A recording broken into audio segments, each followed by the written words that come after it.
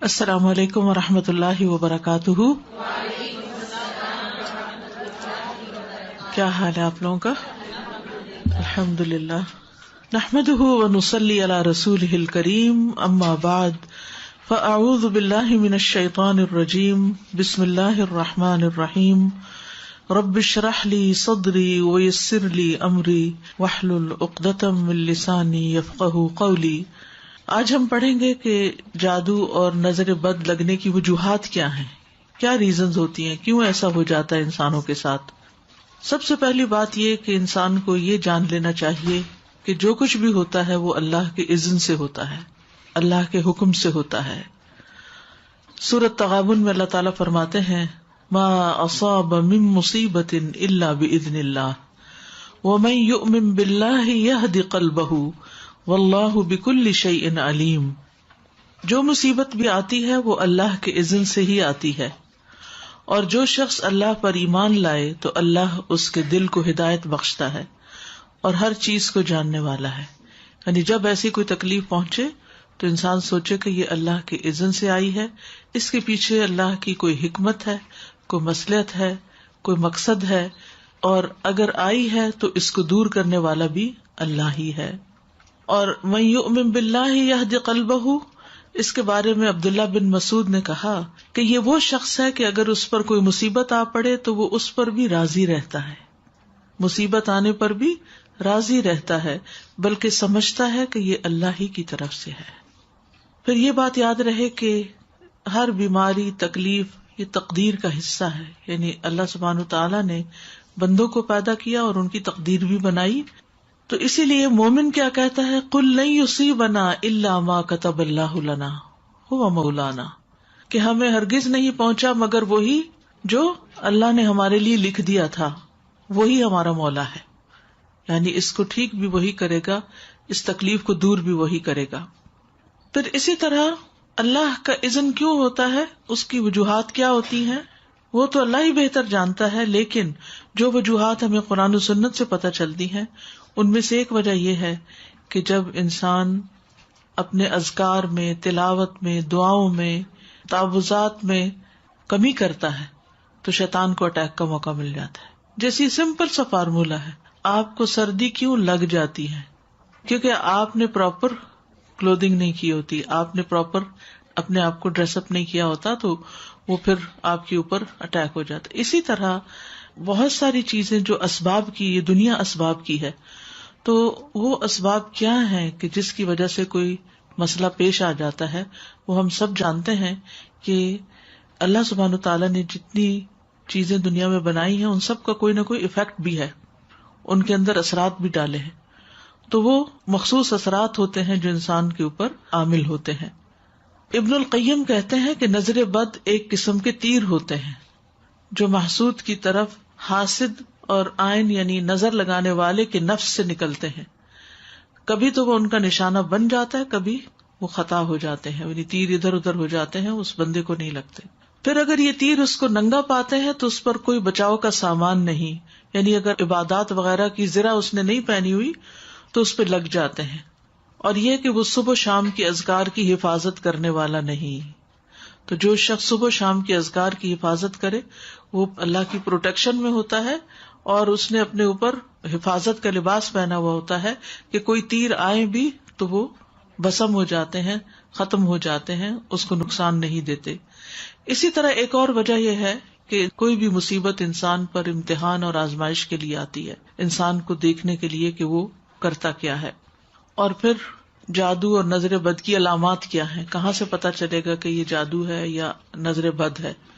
تو قرآن و سنت کی روشنی میں ہم دیکھتے ہیں کہ مریض کے اوپر کس قسم کے اثرات ہوتے ہیں اور کیا علامات ہوتی ہیں.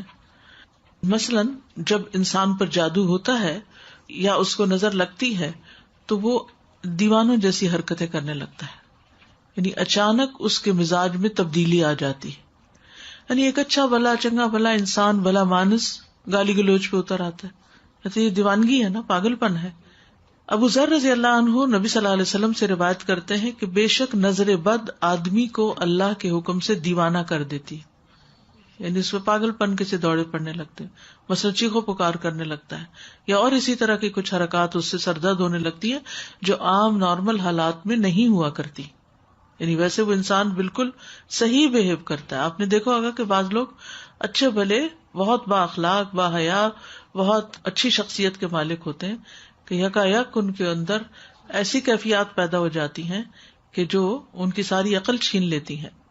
پھر اسی طرح شدید بیماری کا اچانک شکار ہو جانا.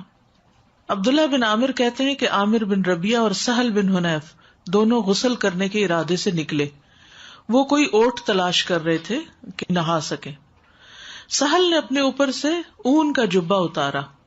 عامر کہتے ہیں جب میں نے اسے دیکھا تو اسے میری نظر لگ گئی. وہ پانی میں اتر کر نہانے لگ گیا.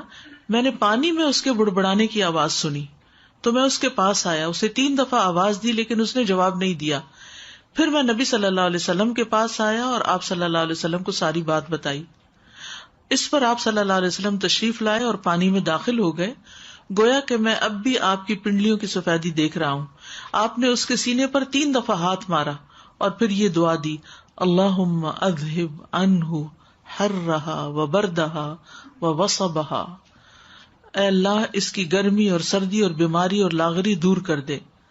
پھر آپ صلی اللہ علیہ وسلم کھڑے ہوئے اور فرمایا جب کسی کو اپنے بھائی کا وجود یا کوئی مال پسند آئے، یعنی اس کی شکل اچھی لگ رہی، جیسے دلہن وغیرہ کو دیکھتے ہیں، یا ویسے ہی کبھی کوئی شخص بہت ہی پیارا لگ رہا ہوتا ہے تو اس کے لیے برکت کی دعا کر دے، کیونکہ نظر لگ جانا برحق ہے. اب یہ خاص نظر کی دعا ہے، یہ آپ کو یاد ہونی چاہیے. اب بچہ مثلاً بہت رو رہا ہے، کوئی بھی ان یوزول سمٹمس ہے اور آپ کو فیل ہو رہا ہے کہ اس کو کوئی اچانک ہی بیماری لگ گئی ہے، تو اس صورت میں یہ دعا بہت فائدہ مند ہے، کیونکہ یہ نبی صلی اللہ علیہ وسلم نے پڑھی ہے. اور نبی صلی اللہ علیہ وسلم کا کسی دعا کو پڑھنا جو ہے کوئی معمولی عمل نہیں ہے. آپ کہاں سے پڑھتے تھے؟ آپ کو جو کچھ ملتا تھا وہ وحی الہی سے ملتا تھا. اللہم اذہب عنہ حرہا وبردہا ووصبہا. اے اللہ اس سے دور کر دے اس کی گرمی، یعنی اگر نگاہوں کی گرمی اس کے اندر آئی ہے تو وہ دور کر دے، اور سردی اور بیماری اور لاغری. ووصبہا، وصب کہتے تھکاوٹ اور لاغری. پھر اسی طرح چہرے پر دھبے پڑنا، یہ بھی نظر لگنے کی علامت ہوتی ہے، چھائیاں وغیرہ پڑنا جو ہوتا ہے. پھر بچوں کا بلا وجہ روتے رہنا. عائشہ رضی اللہ تعالیٰ عنہا سے مروی ہے، وہ کہتی ہیں کہ ایک مرتبہ نبی صلی اللہ علیہ وسلم تشریف لائے تو ایک بچے کے رونے کی آواز سنی. آپ نے فرمایا تمہارا یہ بچہ کیوں رو رہا ہے؟ یعنی ایک ہوتا ہے نا تھوڑا بہت روئے، اب اس کو بہلائیں وہ بہل جاتا ہے، دودھ پلائیں پینے لگ جاتا ہے.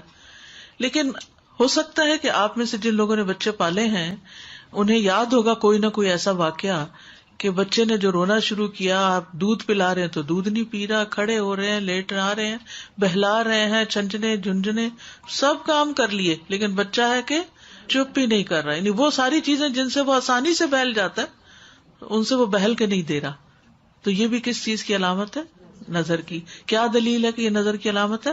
کیونکہ نبی صلی اللہ علیہ وسلم نے اس ماں کو جس کا بچہ روئے چلے جا رہا تھا اور چپ نہیں کر رہا، آپ نے فرمایا کیا تم نے اس کو نظر بد کا دم نہیں کرایا؟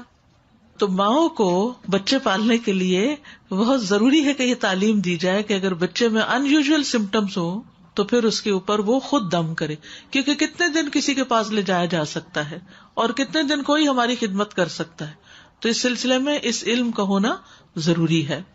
کسی کے بار بار بھی لگتی رہتی ہے، کیونکہ بعض اوقات ہوتا ہے ماں ہی کی لگ جاتی ہے، ماں ہی کو پیار بڑا آ جاتا ہے اپنے بچے پر، ہوتا ہے نا بعض اوقات دل کلکاریاں سے لینے لگتا ہے، تو وہ جو اندر ایک جوش جذبہ یا ایک جذبات پیدا ہوتے ہیں وہ بعض اوقات نکل کے پھر دوسرے کے اوپر جا کے پڑتے ہیں، تو وہ کمزور بچے کے اوپر اثر ہو جاتا ہے اس کا. تو پھر جب ماں کو ذرا سا بھی محسوس ہو کہ ایسا کچھ ہوا ہے، فوراً خود ہی دعا پڑے. میرا بیٹا بہت چھوٹی ایج سے الحمدللہ جماعت سے نماز کراتا تھا، تو اکثر ہم کئی بار اس کے بارے میں بات کرتے تھے. اب جیسے آپ نے کہا کہ ماں کی بھی لگ سکتی ہے، ہو سکتا ہے پتہ نہیں کس کی لگے. تو اچانک کیا ہوا کہ کچھ عرصے کے بعد وہ جب نماز پڑھانے کھڑا ہوتا تو اس کے سر میں اتنا شدید درد ہوتا تھا، لٹرلی اپنے بالوں کو پکڑ کے اور وہ زمین پہ سر رکھ لیتا تھا اور بہت تیز درد ہوتا تھا. تو کافی ہم پریشان ہوئے، اس کو 2 یا 3 ڈاکٹرز کے پاس بھی لے کر گئی میں. انہوں نے سارے ٹیسٹ کیے، سب کچھ کروا لیا، MRI بھی کروایا اس کا، کسی بھی چیز میں کچھ بھی نہیں آیا. اس کے بعد الحمدللہ میں اس کو حرز عظیم اور باقی نظر کی دعائیں ہمیشہ کرتی تھی, تو الحمدللہ انہی سے ٹھیک ہوا, اور رپورٹس میں کچھ بھی نہیں آیا. پھر اس کے بعد کچھ عرصے بعد پھر ہوا اس کو, تو پھر اس کے پیٹ میں درد ہونا شروع ہو گیا, اور بہت تیز درد ہوتا تھا.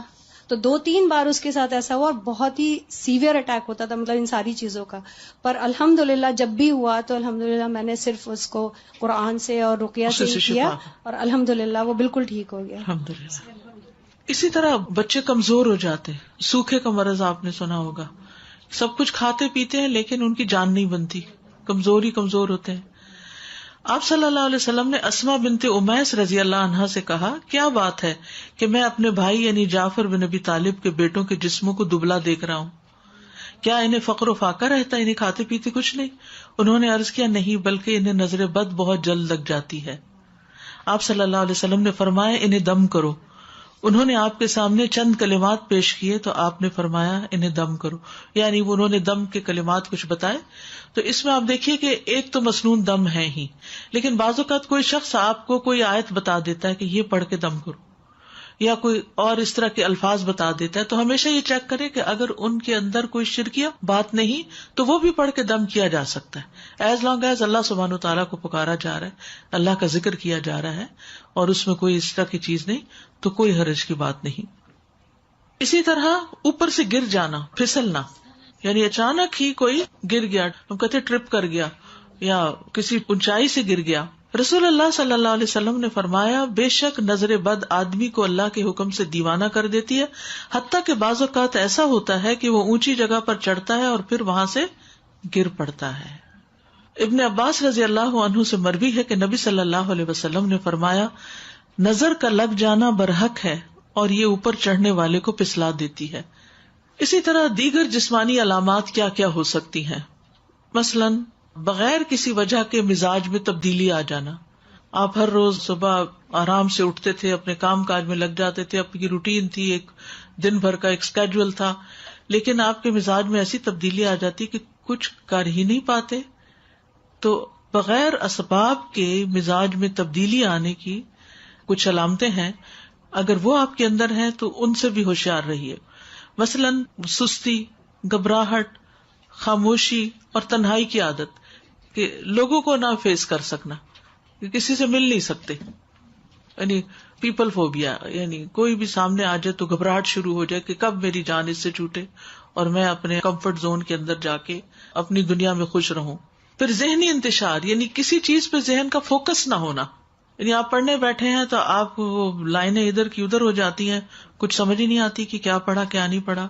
بے چینی کی کیفیت, لیکن جگہ بدلتے ہی افاقہ ہونا.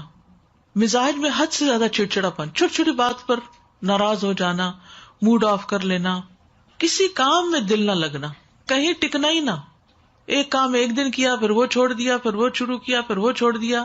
نماز روزہ اور دیگر عبادات سے دل اکتا جانا. کئی دفعہ کہتی ہیں نا مائیں, بچہ اتنی اچھی خود ہی سے نماز پڑھ لیتا تھا, پتہ نہیں کیا ہوا یہ کہ آپ نے کسی سے کہا ہوگا میرا بچہ تو خود ہی پڑھ لیتا ہے نماز, اور وہی سے کام خراب. سر کا دکھنا اور بغیر سبب کے اچانک جسم گرم ہو جانا, حرارت بڑھ جانا.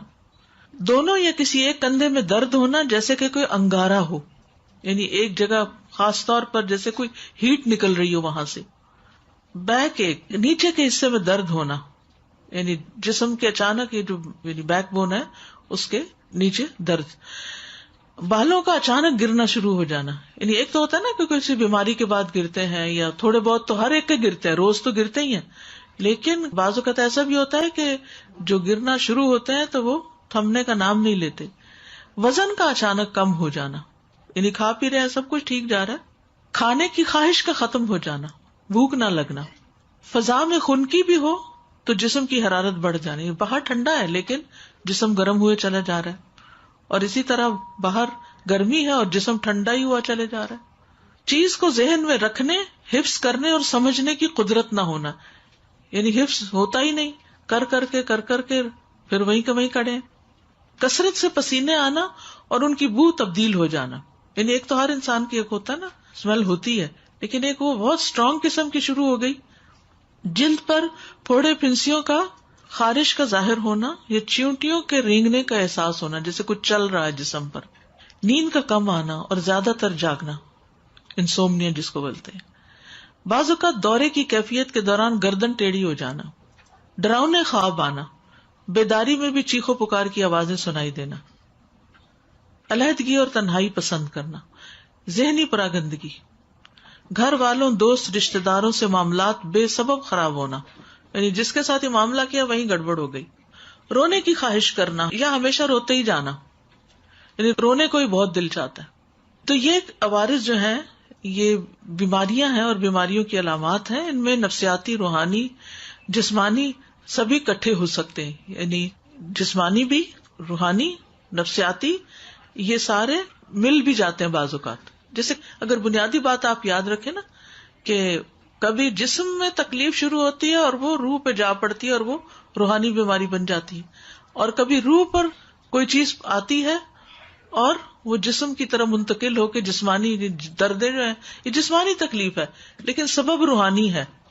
اسی طرح کچھ غیر معمولی علامات نظر آنا، ٹھیک ہے، ان میں خون کے چھینٹے گرنا، طے شدہ کپڑوں کو کٹا ہوا پانا، خاوند یا بیوی کو ایک دوسرے میں کشش ختم ہو جانا، ینگ ہے، جوان ہے، لیکن یہ نارملٹی ہے نا کہ ہسبینڈ کو وائف کی ضرورت ہی نہ رہے. پھر اسی طرح آپس میں بلا وجہ شکوک و شبہات پیدا ہو جانا، ایک دوسرے کا ٹرسٹ ختم ہو جانا، خاوند یا بیوی کو ایک دوسرے کی شکل بدصورت دکھائی دینا. تیسری بات، مال سے متعلق کچھ علامتیں، مال میں برکت نہ ہونا، اچانک نقصان ہونا، جسے نظر لگی ہوئی ہو وہ کام سے نفرت کرتا ہے، باوجود قدرت ہونے کے رزق تلاش کرنے سے روگردانی کرتا ہے، یہ کوشش ہی نہیں کرتا. لوگوں پر تہمت لگانا کہ لوگ مجھے گھورتے ہیں اور لوگوں کی وجہ سے میں ناکام ہوں، یعنی دوسرے لوگوں کو بلیم کرتے رہنا، یہ بھی ایک نارمل رویہ نہیں ہوتا نا. انسان اپنے نقصان یا اپنے ناکامی کی ریزن صرف دوسروں کو دے کے مطمئن نہیں ہو سکتا، اس کو خود بھی رسپانسبلٹی لینی چاہیے. لیکن وہ شخص کنونسڈ ہوتا ہے کہ نہیں، دوسروں کی وجہ سے ہی میں ناکام ہوں، میرا اپنا کوئی قصور نہیں.